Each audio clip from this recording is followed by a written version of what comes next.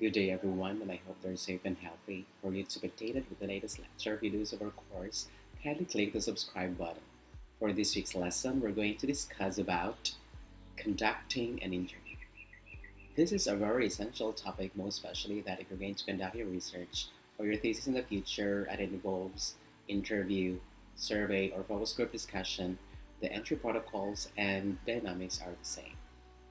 But before we proceed, I have a profound question, and that is, how can we make our interview valid and reliable? We'll find the answers as we go along. So come and let's learn.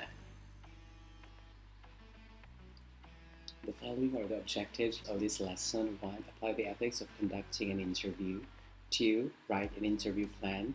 And 3. Conduct an interview to identify discipline-based problems of the community. Let's begin with the etiquettes of conducting an interview. And the question is, what is the most salient etiquette in conducting an interview?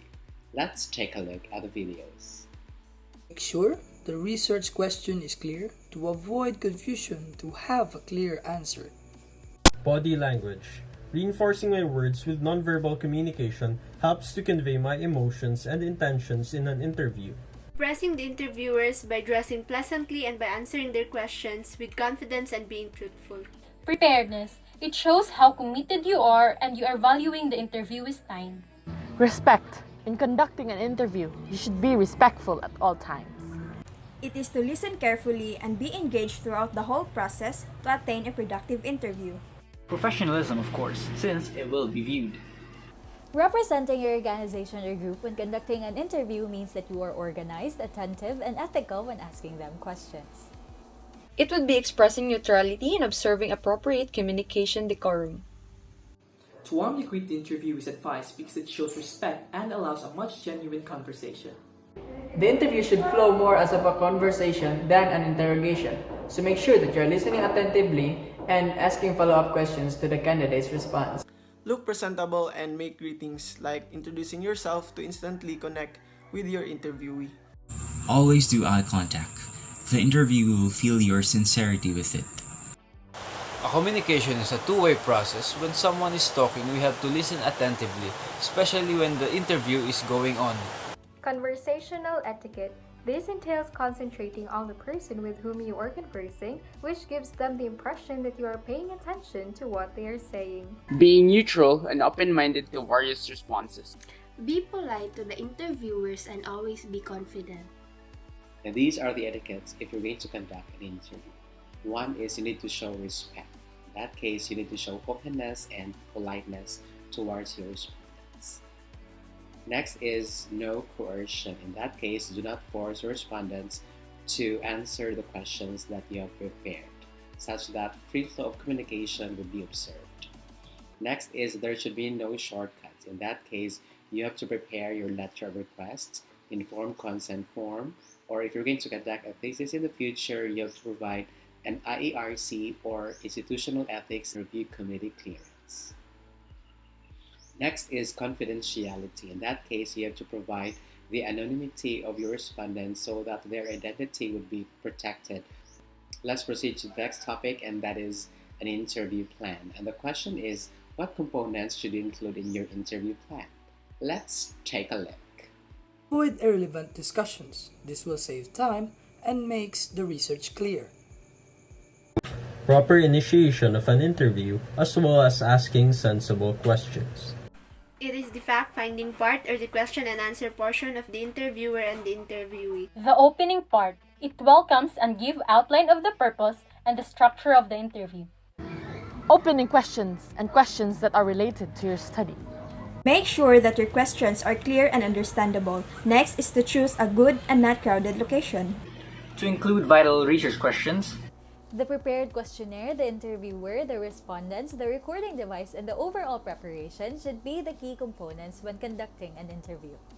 Always include the estimated time duration, list of questions, objectives, and if needed, the interviewee's demographics.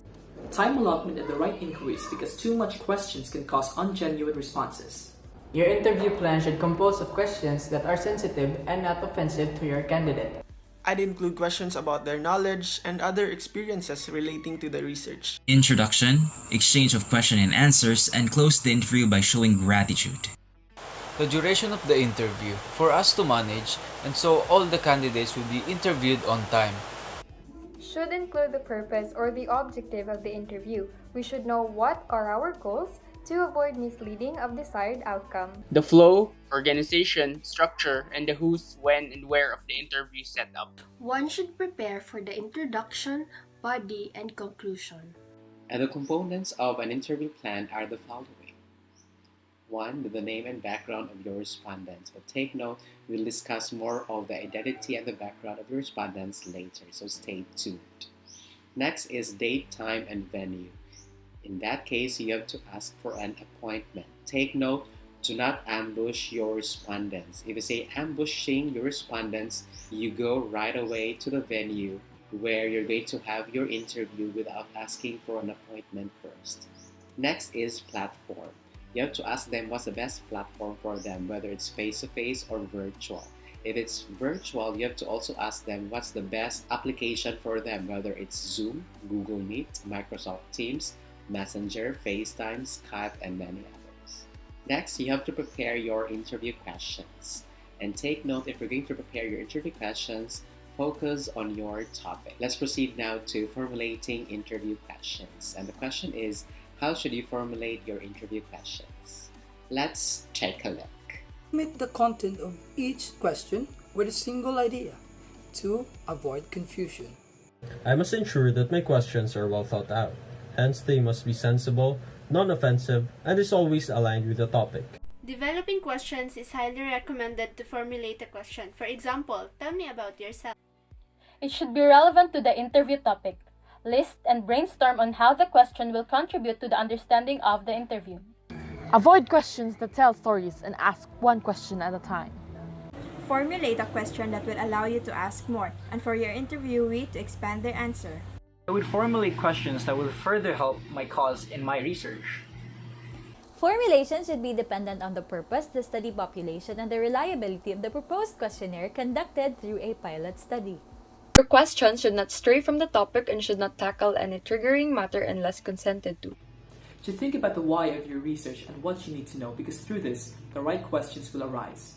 You must establish the answers that you need and want for your research purposes. I'd think carefully about related topics that would instantly answer my question while keeping it brief and specific. The questions will be purely based on the topic itself. Asking one at a time so that the interviewees will have some time to tell their stories. Establish your needs and wants and focus on your goal. Your goal is to make a question that could answer your objectives. Ask questions that are relevant, neutral, and light questions that are facile to process by the interviewee. One thing to formulate is to assess the needs and the wants. As I said earlier, you have to focus on the topic. And take note, if you're going to formulate your questions, you may adapt or adopt. If you say adapt, for instance, there is this particular researcher who prepared interview questions. What you need to do is just revise the interview questions such that the interview questions would tailor fit according to the context and the type of respondents that you have. If you say adopt, you have to copy and paste everything without changing any part of the instrument. But take note, whether it's adapted or adopted, you have to cite the reference. Next is you also have to provide the validity and reliability of your research instrument. If you say validity, it must measure what it intends to measure. And if you say reliability, whether you're going to float the same interview questions to another respondent, you will yield the same results. Another one here is you need to pilot test your interview questions. If you say pilot test, you have to ask the same interview questions to a group of individuals who share the same qualities as your respondents. And then if everything is okay, you now proceed, but if it's not, you have to tweak some of the parts in the question so that you'll be able to yield desired results. And in this particular course, you're going to conduct a needs assessment. If you say needs assessment, we have to identify the problems of the community related to your degree program. You don't need to worry because we don't have pilot tested, and we also have checked its validity and reliability. So you may now proceed with the interview after making an appointment. And these are the questions. 1. What problems have you encountered within the community related to, and then fill in your degree program. Next, why do these difficulties exist? 3. How do these issues affect you as an individual?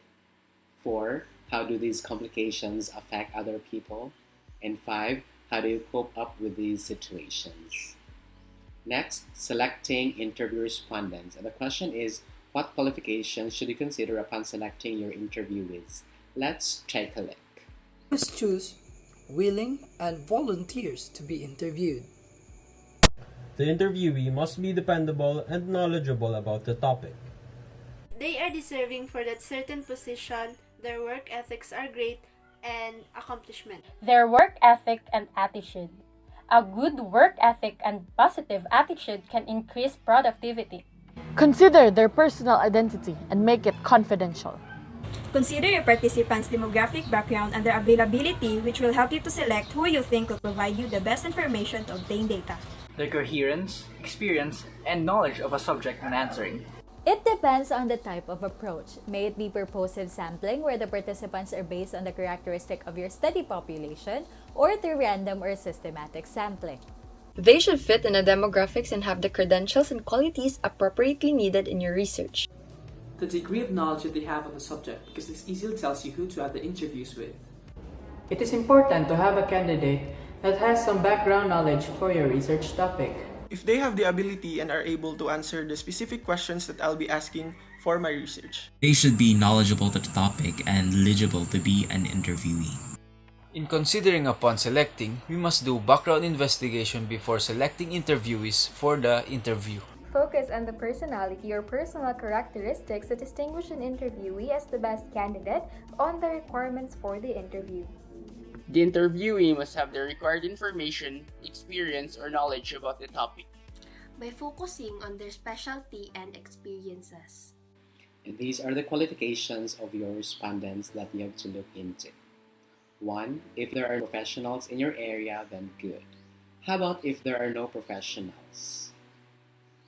Yes, you may include non-professionals in your interview. For instance, if you belong to nutrition and dietetics, you may ask housewives in your area because they experience problems related to nutrition. If you belong to electrical engineering, then you can ask the household owners. If you belong to agricultural and biosystems engineering, then you ask farmers in your area. If you belong to veterinary medicine, then you ask pet owners.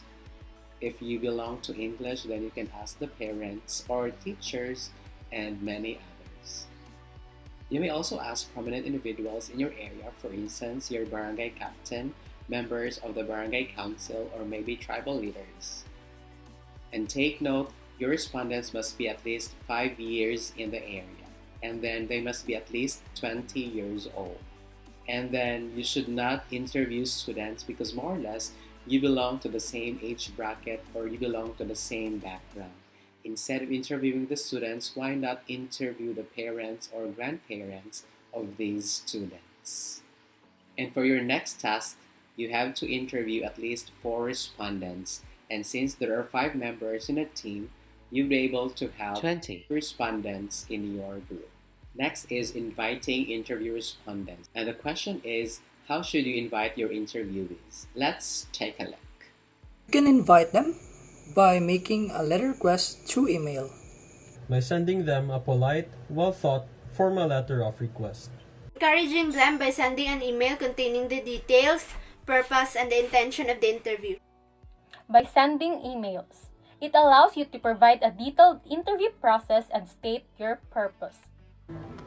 Welcome them and make them feel you are interested in conducting an interview. Providing an informed consent form, either handling it personally or by electrical means if possible. I would invite them through a letter. This way, it would be formal. Formally, an invitation should be sent through a letter or through a research consent form explaining the purpose of the study, the risks and benefits, and how they will be compensated. Approach the interviewees personally or use other available modes, and always make sure to elaborate your motive.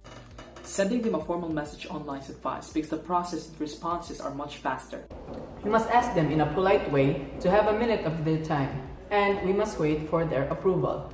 By approaching them in a pleasant way, be respectful, and with all the information about the interview presented clearly. Asking them for an invite while also noting if they are free or not during the conduct. Notify them personally or send them letters and ask for their consent. Through email because it helps you include information about the interview process. In the subject line, state your intent and the name of your organization to ensure that candidates can open your email and is much convenient for both parties. Reaching out to the target interviewees, communicate, inform, and explain the purpose of such interview, as well as setting a convenient schedule for them. Take note, you have to prepare a letter of request and informed consent form. At the same time, you have to make an appointment. As I said a while back, do not ambush your interviewees. Next is interview platform. And the question is, what factors should you consider upon choosing the best channel or platform for your interview? Let's take a look. Platform that is very easy to use and accessible to everyone. Platforms to be used must be accessible and readily available for the interviewee. Ability of everything that you needed for the interview, particularly the interviewer and the time for the preparation. Nature of the business must be considered and focus on the target audience. Consider your scope and amount of time in choosing a platform of interview. Identify what will be the best method for your study, and at the same time, what is more convenient for your participant and for you to obtain enough data. The overall ambience of the place, where they would not be intimidated and they would be comfortable. The platform of your study should be dependent on your research design and your objectives. You can then decide the course of your action, that is, if you'll follow an unstructured, semi-structured, or structured interview.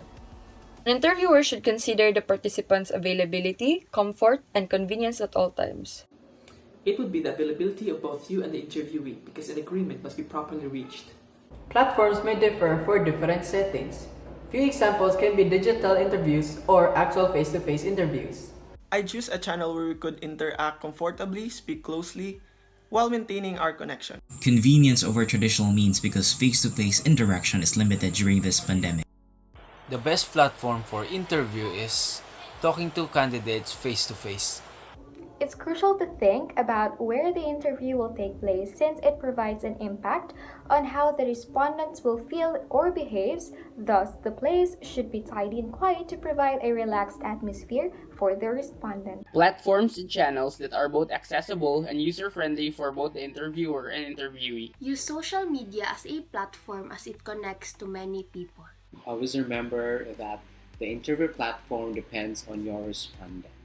You may suggest, but do not impose. Next, interview documentation. And the question is, how should you document the interview process? Let's take a look. Take a screenshot, a voice record, a video to document. Documentation can be done by means of videotaping, voice recording, or by jotting down notes. Logically documenting particularly the important details, the date, the time, the interviewer, and the interview. By listing the crucial and appropriate information and data. Record your answer and cite them as interviewee 1, 2, and so on.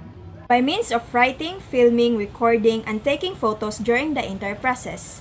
I would record it by writing down notes, by video, of the whole interview. Data documentation can be done through a voice or video recorder, field notes, or written recordings that is helpful in the data collection process. Firstly, ask your interviewee if he or she is comfortable with audio or video recording or the traditional pen and paper. A video or voice record if possible because then you have the option to backtrack word by word. There are various ways of documenting an interview. You can either video record it or encode it in a piece of paper. Using my phone's recorder, having someone to take a photo for documentation, and writing some of their personal information like full name and contact number for authenticity. By transcribing all of their answers truthfully without any alteration or fabrication. Maybe through digital recording gadgets or jot down important points. Should document the transcript of the interview honestly and fairly, the questions and the answers delivered, and the messages decoded in the interview process. With the use of orthodox writing of information down or the modern way of filming and recording the response. By listing the objectives of the interview. If you're going to document the interview process, you have to do the following. And these are: 1. You have to videograph. Why videograph? So that everything will be well documented, including the visual and the auditory elements. If your respondents won't agree that the whole interview process will be videographed, what you have to do is look for another respondents. Another one here is face. Your face should be the one flaunting on the screen and not your respondents, because take note, we are hiding the identity of your respondents. At the same time, you have to check your nonverbal communication, gestures, and dynamics on how you conducted the whole interview process. Next is audio. So your audio should be clear and vivid. Let's proceed to the next one, and that is before the interview. And the question is, what should you do first before conducting an interview? Let's take a look. Give information consent so he or she will know the terms and conditions of the interview. I must prepare and proofread my interview questions and rehearse the way I deliver them. Prepare yourself for the possible circumstances, assess what you can and what you can't, and set your goal. Provide the interviewee with all the necessary information, thus allowing them to be prepared. Before the interview, plan and practice ahead to know your scope. Develop a research questionnaire and plan how data will going to be collected. Follow a flowchart so that the interview would go smooth and would yield great results. Before the interview, objectives must be defined to your participants in an arranged setting that is most convenient for them. That includes preparing and researching the questions in advance and asking for permission to record the conversation. For formalities, I will introduce myself and my research again and initiate small talks to ease both parties. Warmly greeting the interviewees is a must because it shows that you are thankful for their presence and answers. You must prepare all your equipment and your questions so that you will save your candidates valuable time. Closely review the formulated questions if it can provide an answer to the research endeavor. I will thank the interviewee for letting my interview insert on their schedules. By preparing an appropriate location where the conducted interview will be done. By planning ahead, you know what criteria need to be met, allowing you to focus on questions that are relevant and that allow you to properly assess the criteria or the purpose of the interview. Prepare necessary manpower, information, and tools that would be used in the interview proper. Prepare interview questions and know your candidates. Take note, before conducting an interview, you have to consider the following. One is, as I said earlier, make an appointment.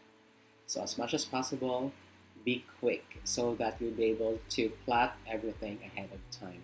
And take note, be polite upon asking for an appointment.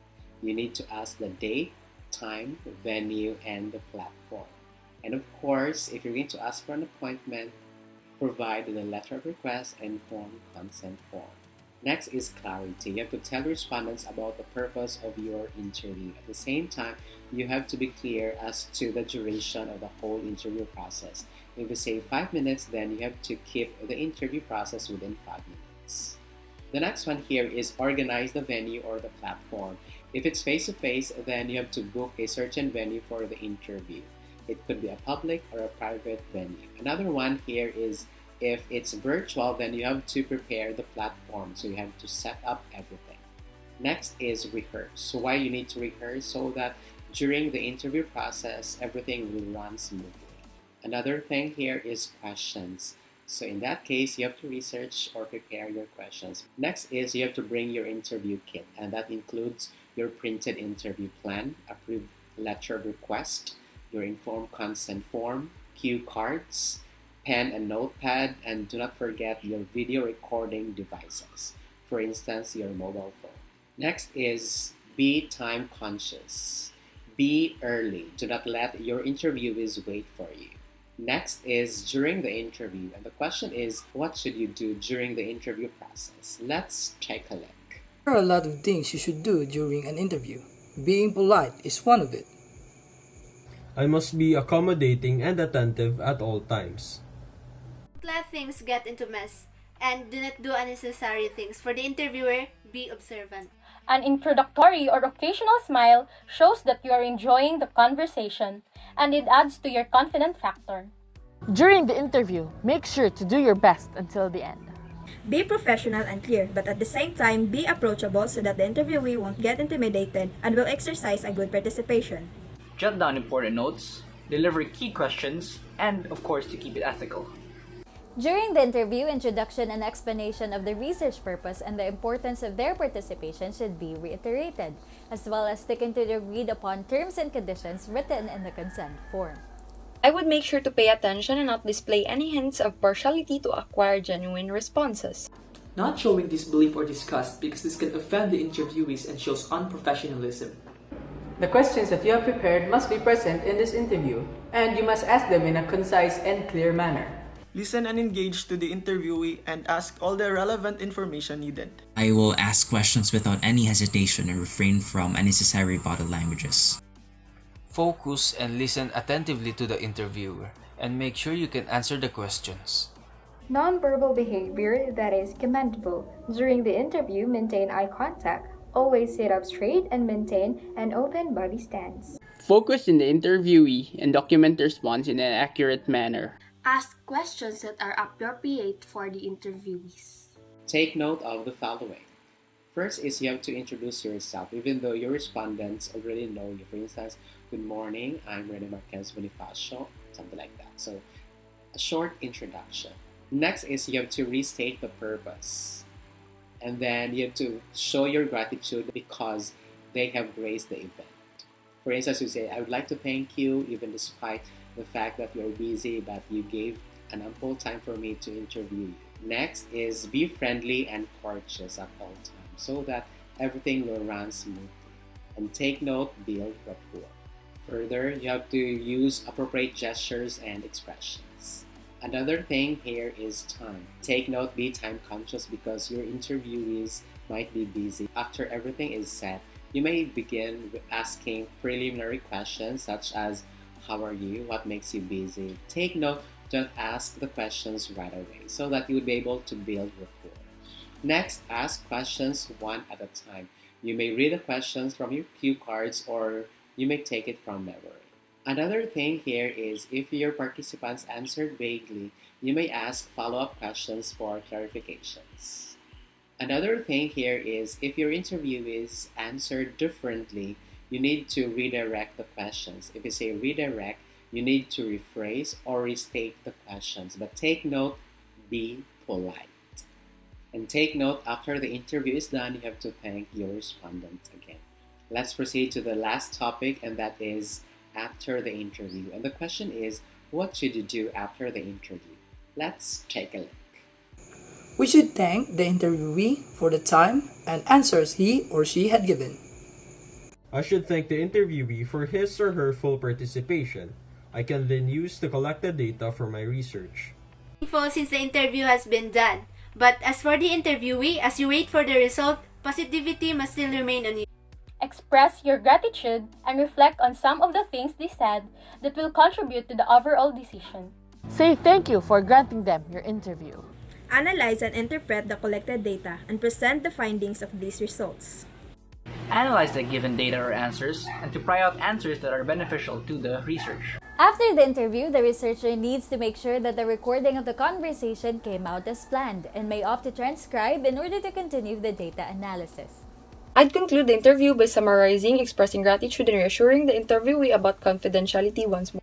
Showing gratitude should be a must because not all people have the time, guts, or the knowledge to be in an interview.